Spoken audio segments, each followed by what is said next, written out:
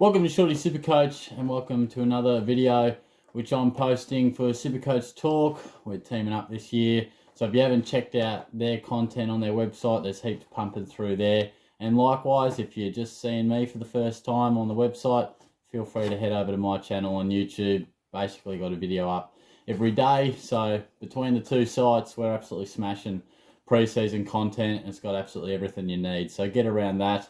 I put my team up, latest changes the other day. Bruce and Marshall obviously went out, so there's a bit of change to do, which probably would have affected a few of us out there, so feel free to check that one out too. But today I wanted to go through each line and just sort of talk about the bankable guys, but just a couple from each, because we talk about premiums, we talk about breakouts, mid-price guys. We love to do that and it's exciting and whatnot, but the most important thing is to nail your premiums, pay the big bucks and they deliver.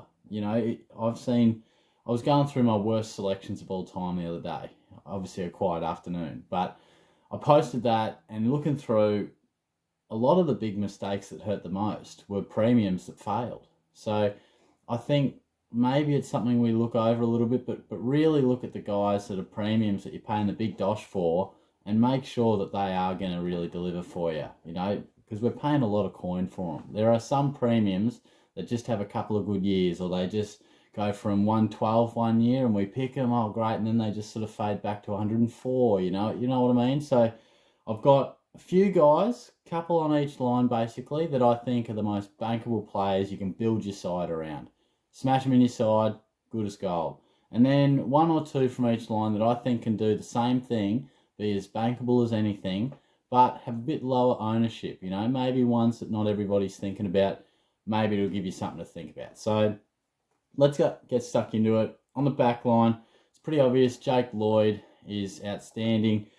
122, 109, 112 are his averages. If I can just put a little asterisk in there, he's not going to let you down, but you are paying massive dollar for him. I personally think he's overpriced, and I don't see him getting near that 120 this year. I think he'll fade back to more of your 107 to 112 kind of range. But nonetheless, that's pretty amazing for your back line. So you can bank on him if you just want to start with him and not worry about him. Fair enough. But I think he's a bit pricey. Maybe you want to go for Lloyd. I think he's your other absolutely bankable guy. When I initially wrote these notes out, I had Lockie Whitfield, but he's had a few issues, in just sort of getting right for round one. Lloyd, he's going to play midfield again. His numbers in the back half of last year were amazing when he made that move. So I think we can safely say that if you're getting a midfielder in the back line, it's pretty gorgeous. So you can bank on him all day long. He's been a favourite of ours for a long, long time.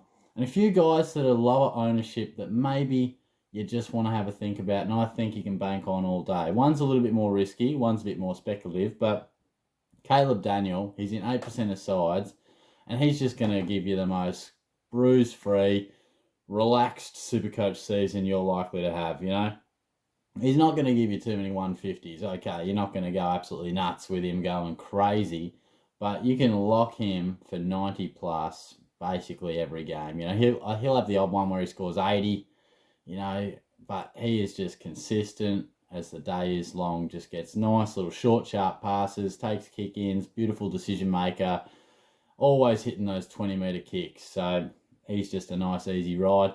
And can I offer you Callum Mills? Callum Mills, 3% of sides. Have you thought about him? Maybe not, but you should. Going to be playing midfield. I know we say this a lot. Oh, he's getting midfield minutes, look out. But this bloke's a genuine midfield star. That's what he was drafted for. He's done a pretty long apprenticeship at half-back, longer than most anticipated, certainly more than me.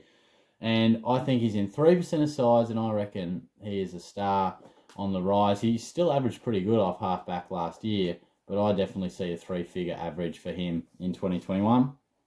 Moving to the midfield, I've got three guys you can just smash into your side and be happy, because Lockie Neal, pay the top dollar, but he will be one of the top three Supercoach mids for the year, quite possibly number one, as he's continued to dominate of late.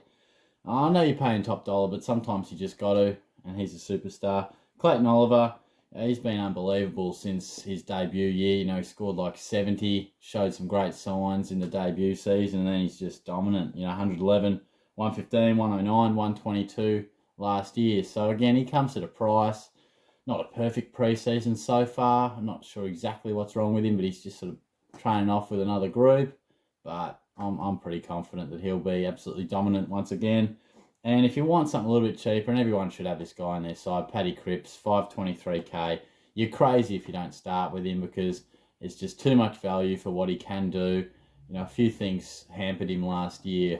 He'll be back. He's an absolute gun. So you can bank those three guys and you can just go, gee, where am I going to start? So many mids, so much money. Put those three guys in your side and build it around from there. A few fellas, lower ownership. Josh Kelly at 7% of sides. I reckon he's got the ability to really go big. I know he's averaged, good numbers for quite a while now, but I still feel as if we don't discuss him as one of the best midfielders in the competition.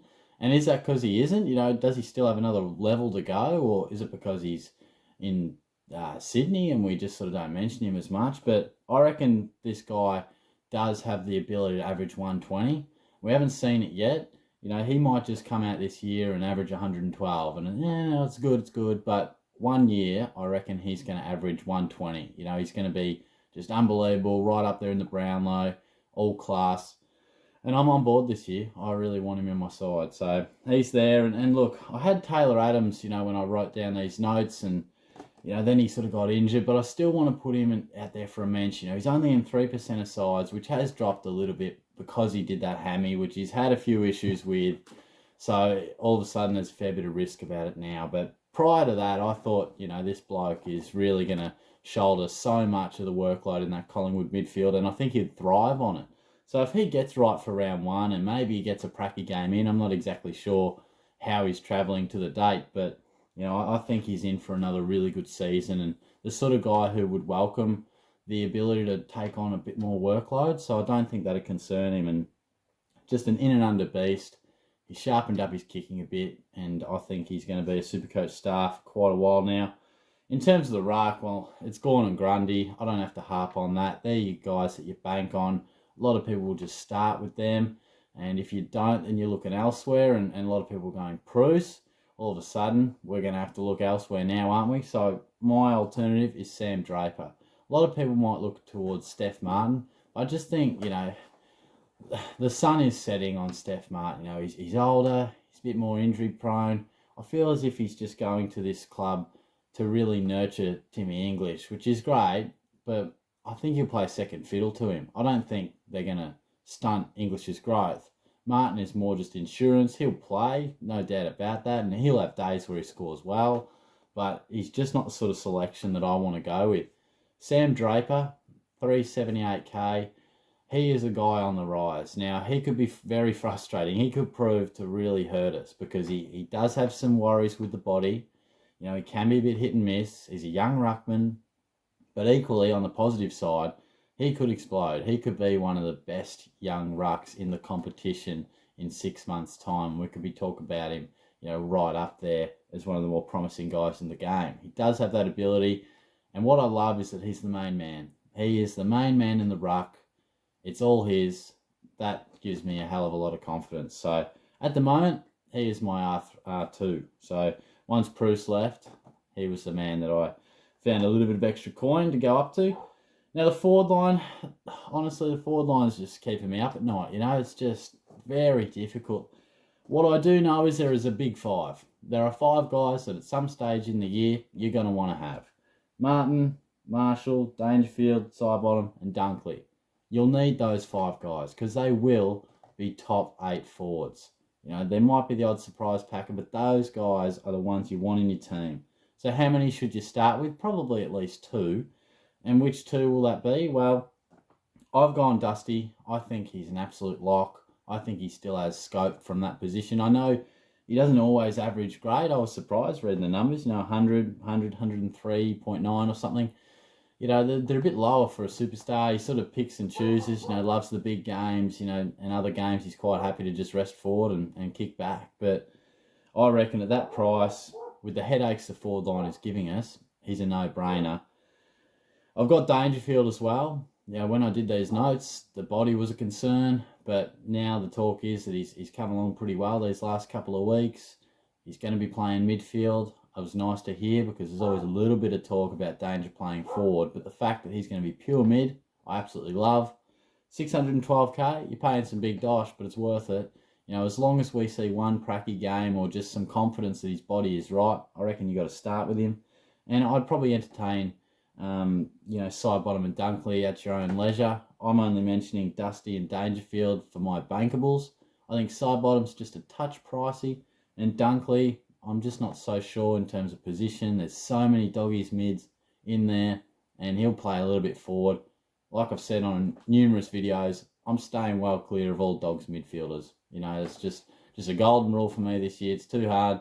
I'll just see what the season brings as it goes, and I'll get him in at some other stage. And obviously Marshall, fingers crossed that he recovers nicely from that injury, and we'll get him into the side at some stage. In terms of a bloke that you probably haven't thought about, 2% of sides have him in there, and it's Cameron Rayner.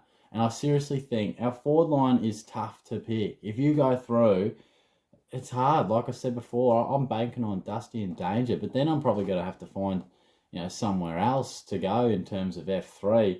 And Rayner is a serious consideration. If he is playing midfield, you've seriously got to consider him. And like Callum Mills, don't get seduced into thinking that this bloke's a forward. He has done an apprenticeship out of position. He's got his fitness up. He's ready to go. Now, he'll play more midfield time. The question is how much. And that'll be where we make the bang for buck, or it could go bust. But he's at about 392k, I believe. He's been dominating the pre-season, and that's great to see. I know most people are dominating it at this stage, but he has really been a standout. He looks a trimmed figure, which has always been something that's held him back, a bit like Petrarca. Couldn't quite get the fitness levels where it needed to be. Rayner is right up there, and Zorko sort of taking a step away from the midfield. That seems to be the indication. I reckon Rayner's the perfect guy to sort of just take some of those minutes that might be on offer. So consider him, no doubt about it. Take a look at the Pracky match and how that all sort of works and where he's situated, and I'm seriously thinking about him. So that is where we're at the moment. We've got about, I think it's like 20 days to the first bounce, which is exciting. I'm starting to hone in on my side. I hope your side's coming along pretty nicely too. So feel free to let me know any questions or offer up anyone that you reckon is an absolute lock and a bankable guy that I may have not touched on, and I'd love to hear it. And if you've got a guy who's in the low ownership, then certainly let me know too. Love a bit of point of difference. So I'll chat to you guys again soon. Cheers.